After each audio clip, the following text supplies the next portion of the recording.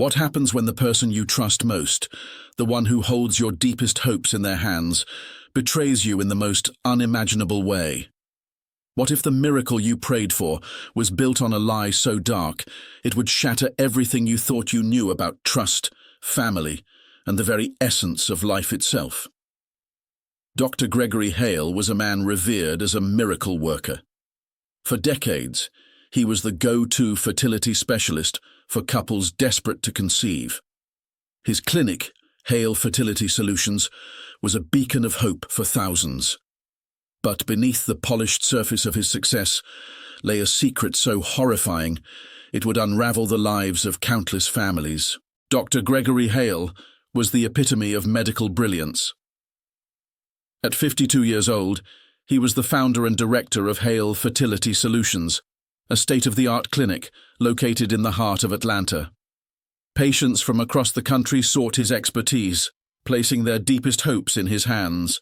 His charismatic smile and soft-spoken demeanor made him a reassuring presence for couples desperate to conceive. But behind his impeccable facade lay a darkness no one could have imagined. The waiting room of the clinic was a reflection of Hale's reputation, modern, elegant, and welcoming. Soft instrumental music played in the background as hopeful couples sat clutching each other's hands.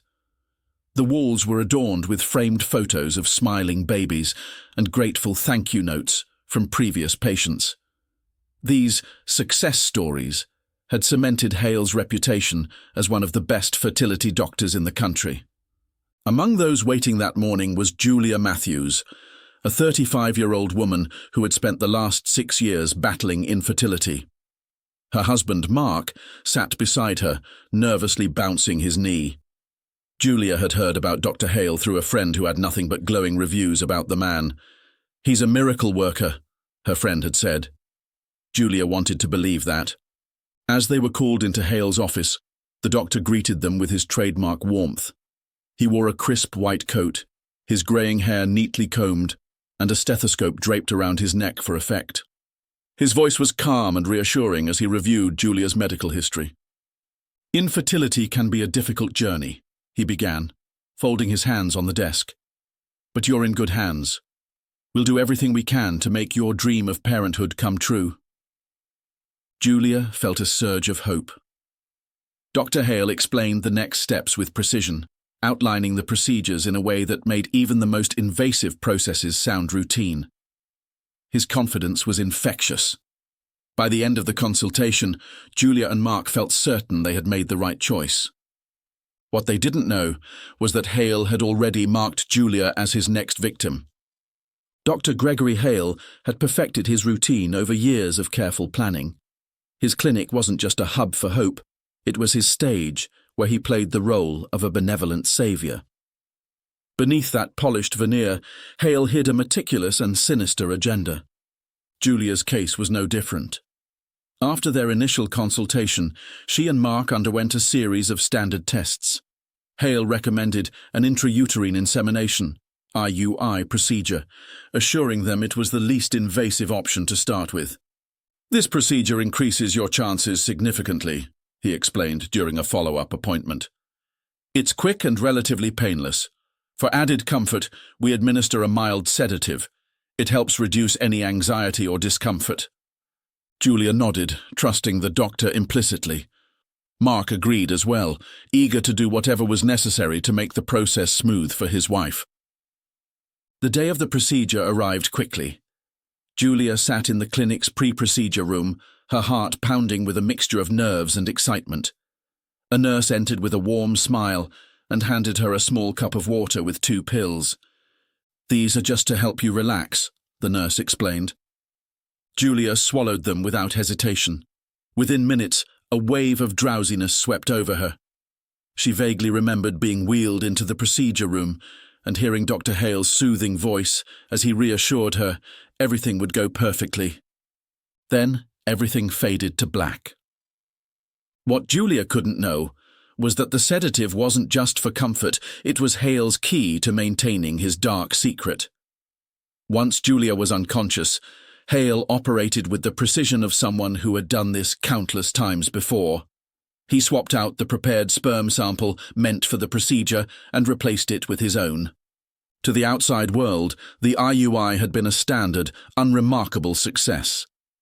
Julia woke up groggy but optimistic, believing she had taken a major step toward motherhood. "Everything went perfectly," Hale said with a warm smile as she recovered in the observation room. "Now we just have to wait and hope for good news." The following weeks were a blur of anticipation for Julia and Mark.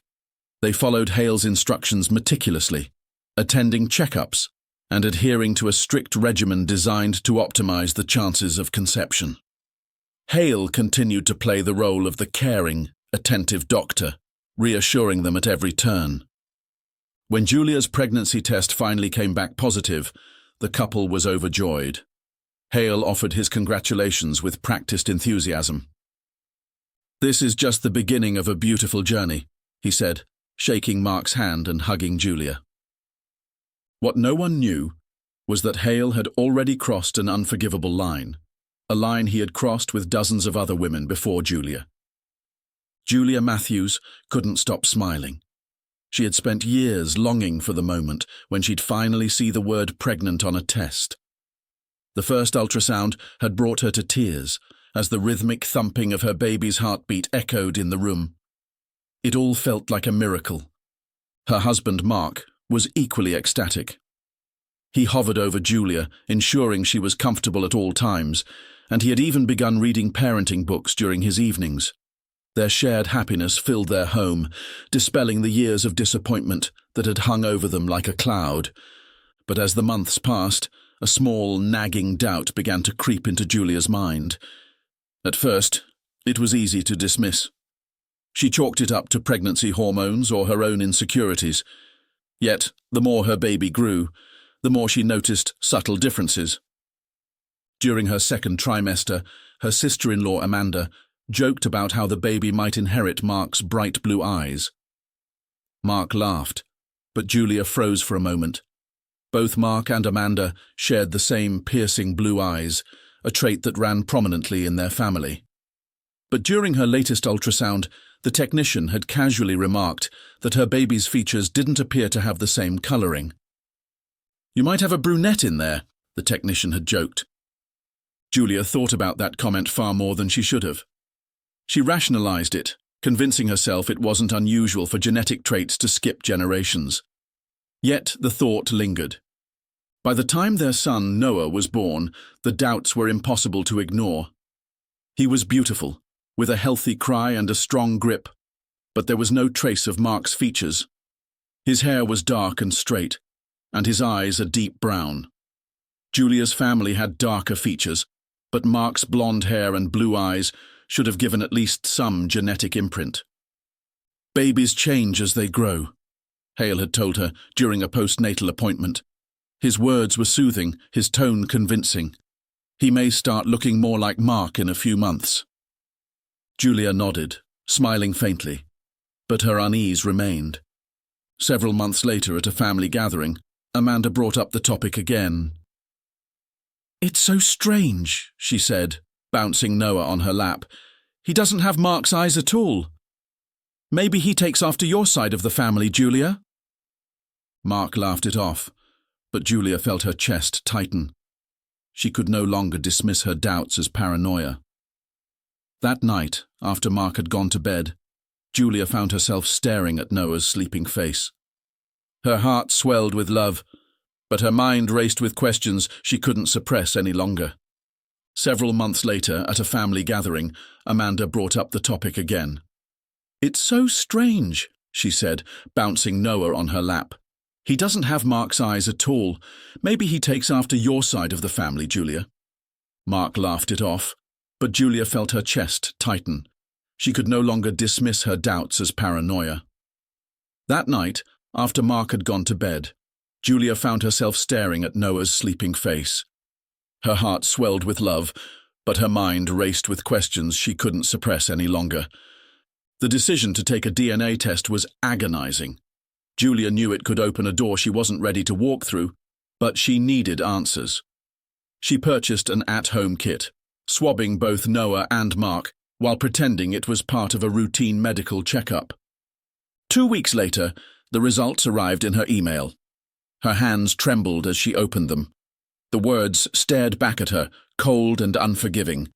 Probability of paternity, 0%. Julia reread the results several times, her breath quickening. She immediately began searching for errors in the test process, trying to convince herself there must be some mistake. But the science was clear. Mark wasn't Noah's biological father. Her mind raced back to the IUI procedure. What had gone wrong? Had there been a mix-up at the clinic? Julia waited for Mark to leave for work the next morning before picking up her phone. Her voice trembled as she dialed Dr. Hale's clinic. "I need to speak to Dr. Hale immediately," she said. "It's urgent." The receptionist assured her he would call her back, but hours passed without a response. Julia's unease grew. She decided to contact a fertility lawyer, hoping they could help her uncover what had happened. What Julia didn't know was that she was about to unearth a horrifying truth that would not only shatter her life, but expose a predator who had preyed on countless other women. Julia Matthews sat across from attorney Rachel Evans in a modest office tucked away in downtown Atlanta. The room was filled with the scent of fresh coffee, but Julia's nerves made it impossible to appreciate the warmth of the space. She clutched the printed DNA results in her hand, the paper now creased from her constant gripping and folding. "I don't know what went wrong," Julia said, her voice shaky. "But something isn't right with Dr. Hale's clinic.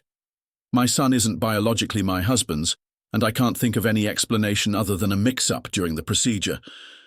Rachel reviewed the document carefully, her expression shifting from confusion to concern.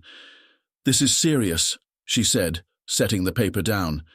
"If there was a mix-up at the clinic, we're looking at gross negligence, but I'd like to dig deeper before we take any action."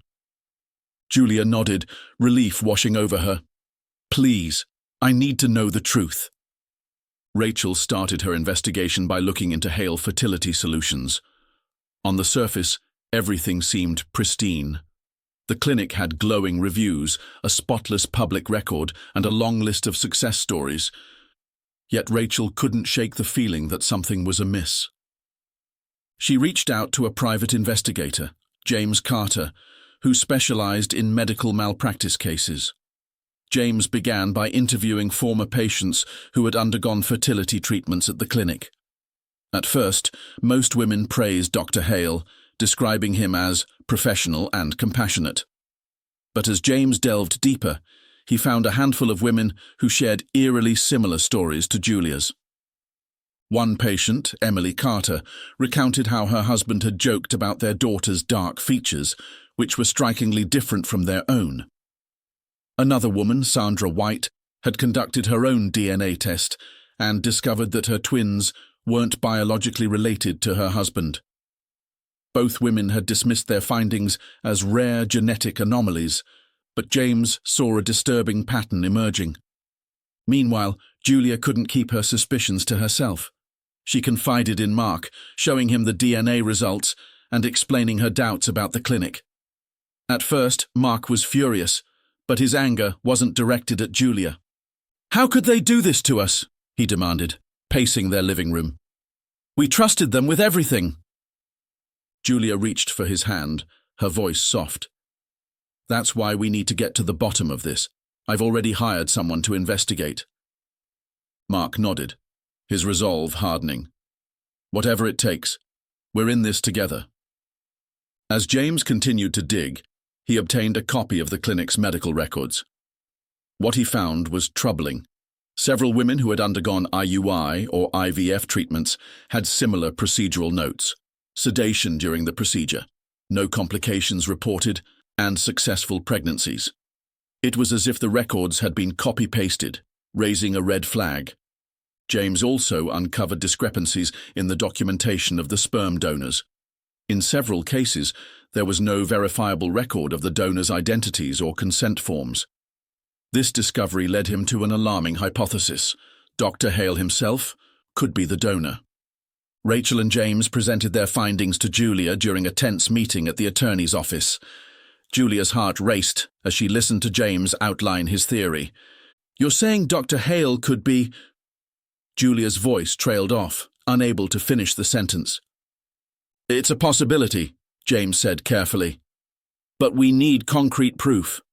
A subpoena for his DNA could confirm it, but we'd need to file a lawsuit to get access to that."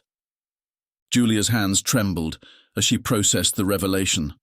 The doctor she had trusted, the man who had smiled and reassured her, could have violated her in a way she never imagined. "I want to take him down," she said, her voice firm despite the tears streaming down her face. "Not just for me, but for every woman he's hurt." The next steps involved reaching out to other potential victims. Rachel and James began building a case, gathering testimonies and evidence. Slowly, a clearer picture of Hale's actions began to emerge.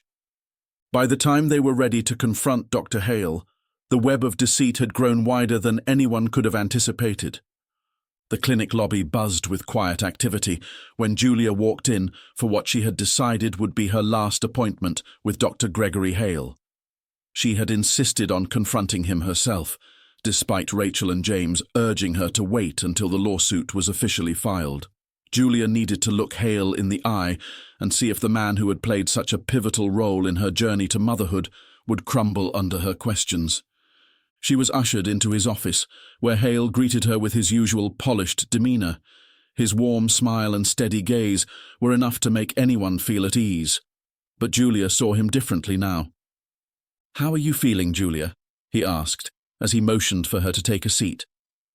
She sat down, clutching the envelope in her lap. Her stomach churned, but she kept her voice calm. "I've been doing some thinking," she began, "about Noah, about the procedure, about everything." Hale leaned back in his chair, his expression neutral but attentive. "That's perfectly normal.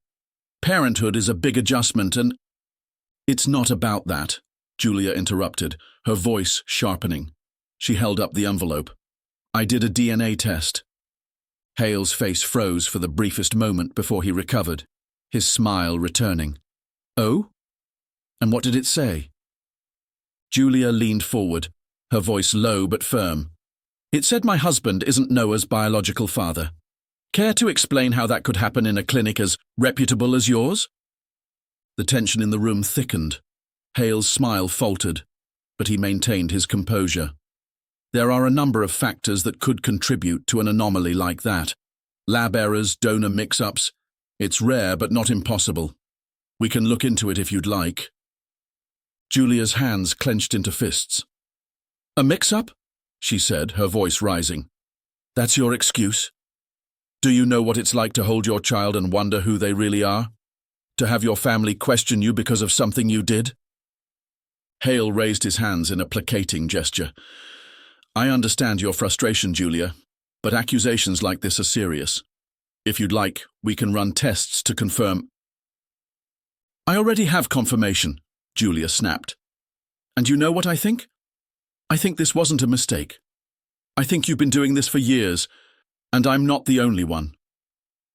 Hale's expression darkened for the first time. He leaned forward, his voice low and deliberate. "Be very careful with what you're suggesting. I've built my career on helping families like yours. Any attempt to slander my name could have serious consequences. For both of us." Julia stood abruptly, her chair scraping against the floor. "You've already destroyed my family," she said, her voice trembling with anger. "But you're not going to get away with it. I'll make sure of that." As Julia left the clinic, her heart pounded with a mixture of fear and triumph. She knew she had rattled Hale, but his veiled threat lingered in her mind. She called Rachel immediately, recounting the confrontation. "He's denying everything," Julia said, her voice still shaking. "Of course he is," Rachel replied. "But his reaction tells us we're on the right track. We need to move fast before he has a chance to cover his tracks." The legal team wasted no time filing a lawsuit against Hale, alleging medical malpractice and demanding his DNA for comparison. The story quickly gained traction, and other women began coming forward. Some were hesitant, fearing the stigma or consequences of revealing such intimate details. Others, like Emily Carter and Sandra White, joined the case with determination. Each new testimony painted a horrifying picture of a man who had exploited his position of trust to satisfy his own twisted desires. For Hale, the walls were beginning to close in. The lawsuit against Dr. Gregory Hale shook the foundation of his carefully curated reputation. News outlets picked up the story, splashing his image across television screens and online headlines. Words like betrayal, predator, and violation became synonymous with his name. Hale Fertility Solutions had always been viewed as a beacon of hope for struggling families, but now, every patient he had ever treated began to question whether their miracle baby had come at a terrible cost. Hale held a press conference to address the allegations. Dressed in a sharp grey suit, he stood before a podium, flanked by his attorneys. His face was calm, but his voice carried a hint of frustration. "These allegations are baseless and hurtful," he began, scanning the room with an air of authority. "My life's work has been dedicated to helping families achieve their dreams of parenthood. I intend to fight these accusations vigorously and prove my innocence." The reporters barraged him with questions. "Dr. Hale, how do you explain the DNA discrepancies? Why are so many women coming forward with similar claims? Is it true that you're refusing to provide your DNA for testing?" Hale's lawyers quickly ended the conference, but the damage was done. The public smelled blood, and Hale was now a man under siege. Meanwhile, Julia Matthews became the face of the case. Her interviews were raw and emotional. She spoke about the joy of holding her son for the first time, only to have that joy tainted by the revelation of Hale's betrayal. She described the sleepless nights, the strain on her marriage, and the anger that fueled her determination to seek justice. "I trusted him," Julia said during a live interview on a primetime show. Tears streamed down her face, but her voice was steady. "He told me I was in safe hands. I didn't just lose trust in him, I lost trust in myself." The lawsuit uncovered several key pieces of evidence that painted a damning picture of Hale's operations. Internal emails revealed discrepancies in the clinic's documentation, including incomplete donor records and alterations to patient files. Rachel Evans, Julia's attorney, worked tirelessly with the legal team to obtain a court order for Hale's DNA. After weeks of resistance, the judge finally ruled in their favor. When the results came back, they confirmed what everyone feared. Hale's DNA was a match to Noah's and to the children of at least 14 other women.